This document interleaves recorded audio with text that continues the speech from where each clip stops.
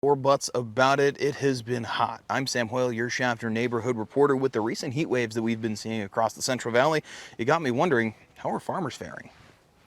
I think there's different things that we know that heat can cause. We don't really know exactly what it's going to do. One of the things that you just mentioned was sunburn. We've been lucky and don't see much sunburn damage here. That's Margot Hine from Hine Ranch with farmland all throughout the Central Valley. Last season, we spoke with her about bunch rot and grapes following the onslaught of rain from Tropical Storm Hillary. Now the problem here is a little bit of the inverse. There's too much heat.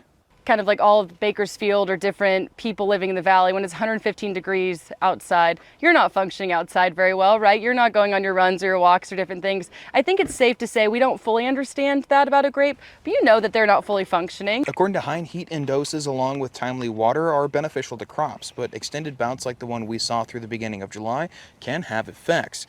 To gain a better picture of how heat is affecting farmers, we also talked to Todd Snyder, owner of Western Ag Crop Insurance, and he said the issue isn't just impacting crops here in the Central Valley, but how they can be harvested in the meantime. Not just the farmer and the crops that they're suffering, potentially sunburn, quality adjustment situations, lower yields. You also have harvesting crews that have to have shorter days, so now you can't get the fruit off the tree or off the vine. Though up to this point in the story, the Magic 8 Ball has said outlook not so good, both Snyder and Hine say at this point in the year it really should say ask again later.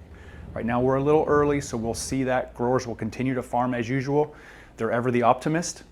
Farmers are always optimistic about what that crop will be, and they'll start preparing as soon as this crop's finished for the next year. Scientists aren't studying what 115 degrees does to a grape, let alone what 115 does for 5 days duration.